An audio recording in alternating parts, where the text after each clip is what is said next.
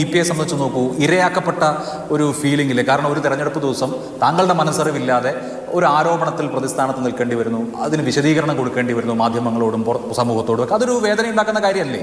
അതാണ് ഈ കോൺഗ്രസ് BJP കൂട്ടുകെട്ട്. അല്ല, മാധ്യമങ്ങൾ എന്ത് കിട്ടിയാലും മാധ്യമങ്ങളെയാണ് ഉപയോഗിച്ചത് ഇതിനെല്ലാം. നിങ്ങൾ കഴിഞ്ഞ പാർലമെന്റ് തെരഞ്ഞെടുപ്പിന്റെ ഘട്ടത്തിൽ മാധ്യമങ്ങൾ ഉപയോഗിച്ചുകൊണ്ടാണ് 1.5 കൊല്ലം മുമ്പ് നടന്ന സംഭവം ഇപ്പോൾ നടന്ന സംഭവം പോലെ ആക്കി തീർത്ത് വാർത്ത കൊടുത്തത് മാധ്യമങ്ങളാണ്. അന്ന് ആരോപണം ഉന്നയിച്ചല്ലോ നന്ദകുമാറും ശോഭയും, അങ്ങനെയാണ് അത് വാർത്ത വന്നത്. അതിനോട് ശോഭയൊന്നും അന്ന് ഒരു ആരോപണം ഉന്നയിച്ചിട്ടില്ല. അതിന് മുമ്പത്തെ ദിവസം എനിക്ക് ശോഭയൊന്നും അറിയുന്നില്ല, അന്നതില്ല. അന്നുള്ള നന്ദകുമാർ എന്ന് പറയുന്ന ആളെ കുറിച്ചാണ് പറഞ്ഞിട്ടുള്ള കാര്യം. നന്ദകുമാറിനെയും കൂട്ടിയിട്ട് വരുന്നത് ജാവേദ് ഖറാണ്. അതാരും പറഞ്ഞില്ലല്ലോ. അവരൊരു കാറിലാണ്, കേന്ദ്രമന്ത്രിയല്ലേ, അതെ, BJPയുടെ അഖിലേന്ത്യാ നേതാവല്ലേ. ഇങ്ങനെ ഒരാളെ കൂട്ടി വരുന്നതിന് ശരിയും തെറ്റും ആരും പരിശോധിച്ചില്ലല്ലോ.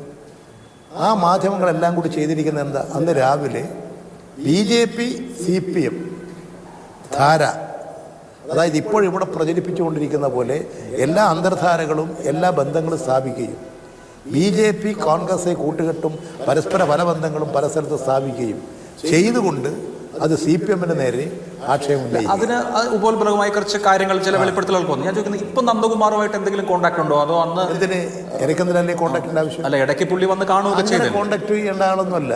അങ്ങനെ കോൺടാക്റ്റിന്റെ പ്രശ്നം എനിക്കില്ല. EPയെ മനഃപൂർവ്വം പല സന്ദർഭങ്ങളിലും വിവാദങ്ങളിലേക്ക് വലിച്ചിടുന്നു, ഒരു തരത്തിൽ കോർണർ ചെയ്യാൻ ശ്രമിക്കുന്നു, അങ്ങനെ ഒരു ഫീലിംഗ് മനസ്സിലുണ്ടോ?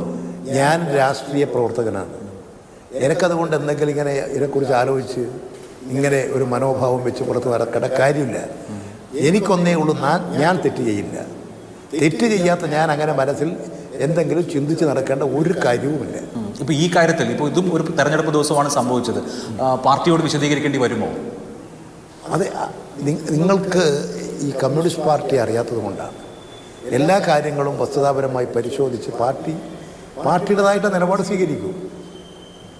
അതിന് പകരം നിങ്ങൾ വ്യാഖ്യാനിക്കുക, നിങ്ങൾ നിർവചിക്കുക, നിങ്ങൾ തീരുമാനം പ്രഖ്യാപിക്കുക.